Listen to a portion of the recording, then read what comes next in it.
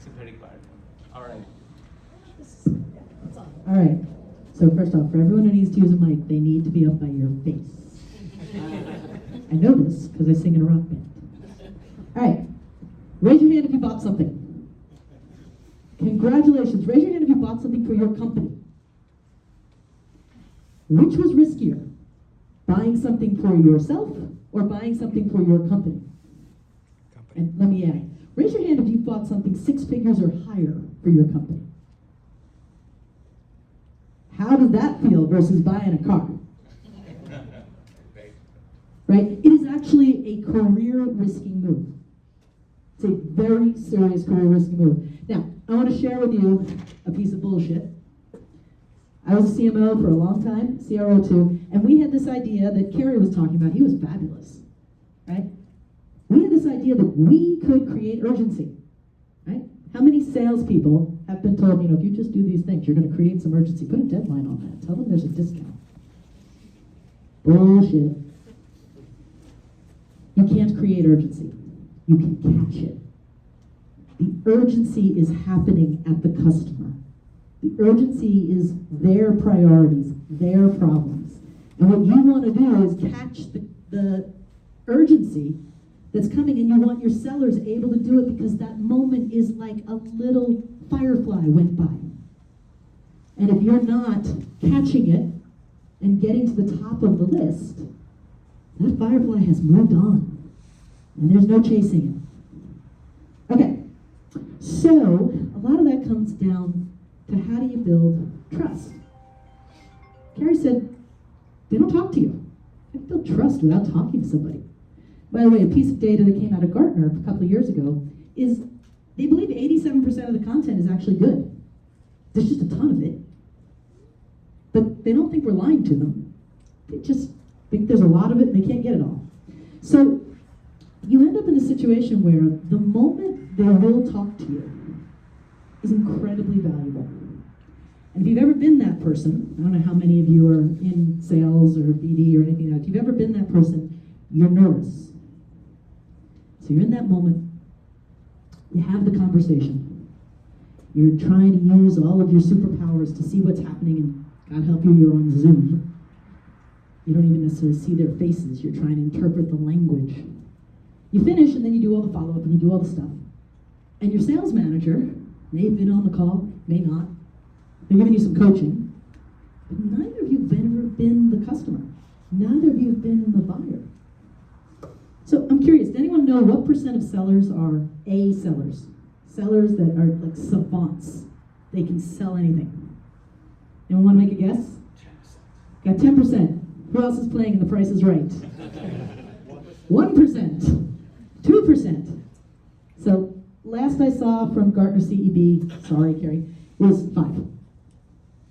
You're not hiring all A sellers because they don't exist. Now, there's a good number of Bs. It's a standard distribution. You can hire a good number of Bs, but here's the thing. You want your Bs to be As. So how are you going to get your B to be an A? Is your sales manager going to ride sidecar the whole time? Well, what do I need sellers for if my sales manager's doing the whole deal? AdamX, right. We've got Gong, we've got Zoom, we can record all of it. We got Fireflies, we got Otter, we got transcripts of all of it. Are they doing well? I don't know. So, what I think is very exciting here is we have the opportunity to make those calls less stressful because they've practiced. It's not as scary when you've done it before. When the synthetic buyer can actually be throwing the kinds of questions and concerns that the buyer you're going to talk to tomorrow actually has. That'd be awesome. We can help them be more empathetic and be more curious because they're confident and be more knowledgeable because they're prepared. And we can give our sales managers and our CROs and our CEOs leverage so that they can focus with each seller. Well, we need to work on with you. We need some smiling happening here. But we need to work on empathy with you, but here we have a knowledge gap with you. That's great, because your sales managers can be great. We don't, you're both lovely. But what I saw in AdamX is this opportunity to take what is highly manual, highly subjective, and critical, because we gotta get our B's to be A's. We're not getting 2 shots. Now, the whole other part of AdamX can help get you to the top of the that list, but you can blow it. You can fall out from one. So, I told them a quick story.